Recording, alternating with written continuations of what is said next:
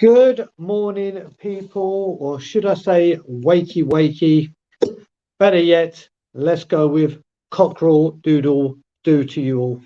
How are you, people? Good morning to you. It's Brian here from Tottenham Hotspur with the second edition of Cockerel Doodle Doo. Quite a bit to talk about today. I'm going to keep it to this 10-15 minutes that we have, but just first of all, once again, to let you know, the show is sponsored by secureitvpn.com/TO Tour. Get yourself a VPN to make sure you get to watch football at a cheaper price and legal rather than paying high subscription fees. These start for as little as £5 a month, so you can watch your favourite sport teams anywhere at any time. So don't forget, secureitvpn.com/Top Tour is where you can find a fantastic VPN. So, on to the show. And where are we today? When this goes out, it'll be Friday, February the 24th. And over the last couple of days, here come the rumours. So, everyone knows my stance and this channel's stance when it comes to the hierarchy, namely Daniel Levy and Joe Lewis. And the rumours have started, haven't they? Because we got told that at the end of the window, we're going to kick the can further down the road to the summer to address getting our top defensive targets, a goalkeeper, and other such things. Well, wouldn't you know, these top targets are apparently free transfers. Shocking. Who would have thought? Because it was announced yesterday. Now, like I said, these could all be rumours, but like I said, there is no smoke without fire with this guy. Tottenham Hotspur have agreed a gentleman's agreement for 24-year-old Turkish star Altay Bayındiri. I think that's how you pronounce it. Sorry, Turkish supporters or Turkish people who have butchered that name. But we're going for an out-of-contract Turkish goalkeeper to be Hugo Lloris's replacement, or maybe even a backup to the backup to the backup, because Alfie Whiteman signed a brand new contract yesterday at 24 years old to be the fourth choice goalkeeper. And doesn't it don't surprise me, but wouldn't it be such a surprise to see that after we're going to address our top targets and we're going to get them, oh, it's become a free transfer. Now there's one, Thuram, which could be a good player, which I don't deny. But the other one we want to talk about is apparently Clement Longley, who I call Clement Longap, because apparently he was the stopgap for Bastoni or Gvardiol. Well, apparently he's going to be made permanent as well, or we're looking to make permanent. Now, how you can say someone that was a stopgap to identify and get our top targets in next year then becomes the target is something quite shocking to me. Well, actually, it's not shocking to me at all. It's just shocking that people thought it would be any different, in all honesty. He has not had a good season. I don't want him. I don't know if any of you guys want him. This is not acceptable. We get told. I certainly don't trust the word he says. Like I said, I don't trust him to tell the time, Daniel Levy. Now, I get Thuram. Thuram is a good player. And that's the kind of one, yep, if their contracts have run down, you go and get. But when you're looking for a top-class replacement for Hugo Lloris, you spend your time and effort to make sure you address that. Not buy another backup, like a Fraser Forster, or re-sign an Alfie Whiteman. You address the issue. Clement Longley is not addressing the issue. But once again, the man upstairs who can't be touched, who can't be blamed, because if you do, you don't know what you're talking about, is striking. And I believe there's no smoke without fire when it comes to this man with these transfers. I expect them to probably go ahead, in all honesty. And we'll have to see what happens. What do you think of these free transfers? Smoke without fire? Typical Tottenham Hotspur? Typical Daniel Levy or smokescreens? Let me know. But to continue with this, someone else has come out, and someone else who you wouldn't have thought would come out. Don't know if people have seen Simon Jordan's article, where the headline is Tottenham are all fur coats and no knickers. They may have Lady Gaga and Beyonce, but if they lose Kane, the game is up. Now, people will know Simon Jordan has sometimes on TalkSport been very pro-Levy. I do like Simon Jordan, apart from when he talks Tottenham, because there's a connection with him and Levy, but he is not afraid to speak out. I'm not going to read the whole article, but I'm just going to read the first paragraph where it says, Daniel Levy cannot rely on Harry Kane being surrounded by village idiots again when he tries to convince his star player to sign a new deal at Tottenham Hotspur. And Simon Jordan has gone in. Simon Jordan has gone in and he is absolutely bang on the money. Bang on the money. We will have to see where we are because his contract has got 1 year left at the end of this season. And now it's whether we cash in or he runs down his contract and goes for free. We need this to be resolved. But Simon Jordan coming out, Stan Collymore come out last week and listen, people with Stan Collymore, his off the field actions are left a lot to be desired. But there's sometimes when he speaks sense in football, and he spoke out. He spoke out and he spoke well.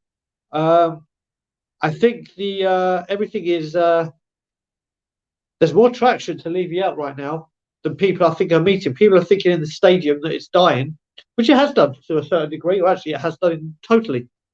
But people in the media are coming out now, and this is going to get more and more heat in the media. And fair play to Simon Jordan for coming out. I mean, I love the headline. I'm going to read that again. Tottenham are all fur coats and no knickers. They might have Lady Gaga and Beyonce, but if they lose the Kane, the game is up. Oh, hell yeah. And then you got to add Antonio Conte. I believe he's gone. I seriously believe he's gone. But thank you, Simon Jordan, for coming out and speaking. Just never a whole moment at Tottenham Hotspur, is there, people? And the final thing I want to talk about, and we're going to spend some time talking about this because, like I said, I recorded this Thursday the 23rd, ready to go out the morning of the 24th. And some awful news within the football world and saddening news has just come out. Everyone in England will know who I'm about to talk about. People across the world may not know this guy as well as we do, or have heard him or recognise him by name, but will by voice. Sadly, the news has broken that the greatest football commentator of my lifetime, John Motson, has sadly passed away at the age of 77 after a 50-year career commentating for the BBC. This man, I'm just going to listen to this guy's stats. This guy, during his time, covered 10 World Cups, 10 European Championships, 29 FA Cup finals. A true icon, very, very well known for his sheepskin coat that he wore on a very, very snowy FA Cup day. And then it became part of him. You always remember growing up things in your lifetime, whether it be a TV show, whether it be a musical, a song or something. I think a lot of people my age and older, even younger, will say John Motson is the greatest commentator there's ever been and will recognise his voice more than anyone. I mean, he had his iconic moment with Ronnie Radford when he was doing an FA Cup game. I think it was for Port Vale. Yeah, I believe it was for Port Vale. No, Hereford versus Newcastle. My bad, Hereford. And he was on the pitch, and there was a giant killing, which was kind of the making of him. But he has an affinity with Spurs. He was a Spurs supporter. And before I talk about his Spurs famous lines, He was the guy that gave us such brilliant lines, such as when Liverpool lost to Wimbledon in the 1988 FA Cup final. And it was one of the biggest upsets of the FA Cup final history, if not the at the time. And he said the crazy gang have beaten the culture club because Liverpool were in the pomp of winning absolutely everything. For Tottenham Hotspur, 7 years earlier, he probably said the most famous line for the most famous FA Cup goal of all time. Ricky Villa. It's still Ricky Villa. What a tremendous run. He scored. Amazing goal. In one of the greatest FA Cup finals of all time, the 3-2 replay against Manchester City. He also commentated where I will remember him from dearly. People will know my affiliation with Paul Gascoigne and my love for that man. Our 1991 FA Cup run, he was pivotal to it. So Paul Gascoigne was at my synagogue for the 4-2 win of Oxford. His agent was a guy called Mel Steen, who was a member of my synagogue. I was friends with his son Paul Steen. Turned up to the bar mitzvah, had to leave early to go to that Oxford game. We won 4-2. Paul Gascoigne scored 2 and made 2. And there's one goal where there was an attack going towards, it was in the second half anyway, there was pass after pass after pass, backwards, sideways, kind of like what we are now. But then Paul Gascoigne got the ball because he goes, oh, Gascoigne's got the ball. The crowd were getting impatient because the attack wasn't going anywhere. And by this time, Gaz has just run through the pitch, goes, the attack wasn't going anywhere, but it is now. Walsh, Gascoigne, it really is going somewhere. Bang, goal. He'd taken on the whole half the pitch and just scored a goal, and then he scored another. Then in the 2-1 win against Portsmouth in the next round, we went 1-0 down. We were playing poorly, and then Paul Gascoigne came up with another header to make it 1-1. The cross came on, and he went, Gascoigne, yes! And Gascoigne ran to the fans. And then when he scored the second goal, Gazza got the ball, just ran, did a little shimmy and dummy over one, sent one the wrong way, sent the keeper the wrong way, and he just went, Gascoigne, it's brilliant. He's absolutely brilliant. So yeah, he and of course he was the commentator for Paul Gascoigne and his tears. A truly wonderful man, Italian 90, a truly wonderful man that could make you feel like you were watching a blockbuster movie in the most diabolical of games. Rest in peace, John Motson. Condolences to your friends, your family, and thank you for the memories of a lifetime. So everyone, that's Cockerel Doodle Doo. I want to know what you thought of the show, your moments, your favourite John Motson moments, the Simon Jordan article, and here come the rumours. What do you think about them? I want to see them in the comments, and get ready for the next episode of Cockerel Doodle Doo. And once again, secureITVPN.com or .co.uk/TO Tour. All right, guys. Speak to you soon. Take care. Bye bye. And as always, Levy out.